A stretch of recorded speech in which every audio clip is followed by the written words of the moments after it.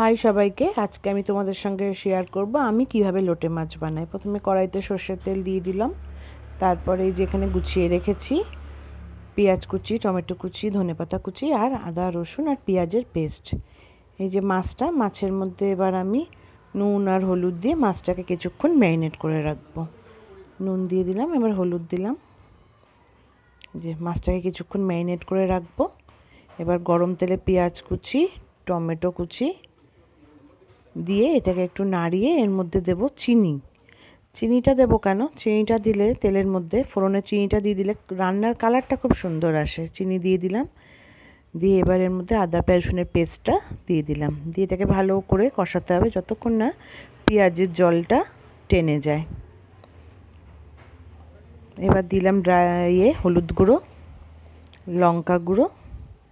লঙ্কা গুঁড়োটা তোমরা যে যেমন ঝাল পছন্দ করো স্বাদ অনুযায়ী লঙ্কার গুঁড়োটা দিয়ে দেব নুনটাও তাই স্বাদ অনুযায়ী দিয়ে এবার মশলাটাকে ভালো করে কষিয়ে নিয়ে এর মধ্যে মাছগুলো দিয়ে দিতে হবে। মাছগুলো দিয়ে মাছগুলোর গায়ে মশলাগুলোকে একটু মাখিয়ে নিয়ে গ্যাসের আগুনটাকে মিডিয়াম টু লোতেই রেখে এটাকে ঢাকা দিয়ে রাখতে হবে। এই যে কিছুক্ষণ ঢাকা দেওয়ার পর এবার তুলে মাছগুলোকে একটু এদিক ওদিক যতটা করা যায় আর কি করে নিয়ে আবার কিছুক্ষণ মিডিয়াম টু লোতে ঢাকা দিয়ে রেখে লাস্টে ধনেপাতা কুচি দিয়ে এই যে ফাইনাল লুক। এটা কেমন লাগলো জানিও।